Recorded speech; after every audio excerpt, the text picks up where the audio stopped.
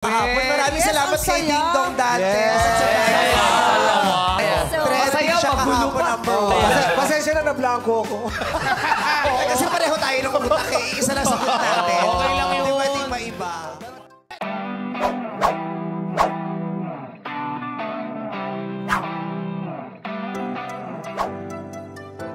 What's up madlang people?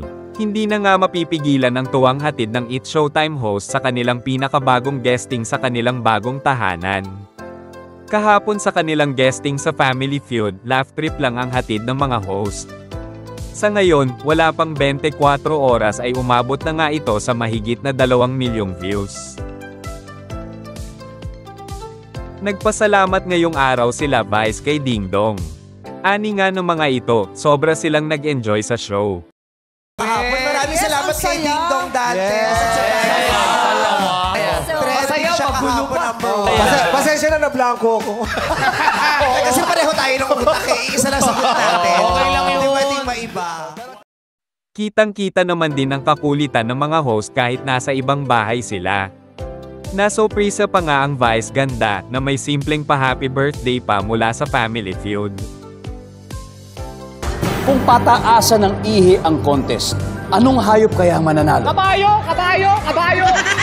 Itatry ko lang, ha? Humarap ka! Humarap! Halika mo! Lalabanan kita! Wag dito! Paano mo nalaman yun? Po sa inyo? Gusto ko lang ipaalala sa'yo, Ami. Zero pa rin kayo. Siyam! Gusto ko ipalala sa'yo na tama si Ogie. Zero tayo. Boom! Kung may Mapapaya tayo, Siyam! sa Pilipinas para sa beauty queens, sino ang dapat maging... Hindi pa tapos. Okay, Kuya Ogie. Pia words back. Okay. Pwede ba yun? Bago magtanong? Yun yung tanong, ha? Kung sino dapat maging principal? Pero hindi ko tapos eh. Tapos mo. Ilang time niya. Pinauna mo.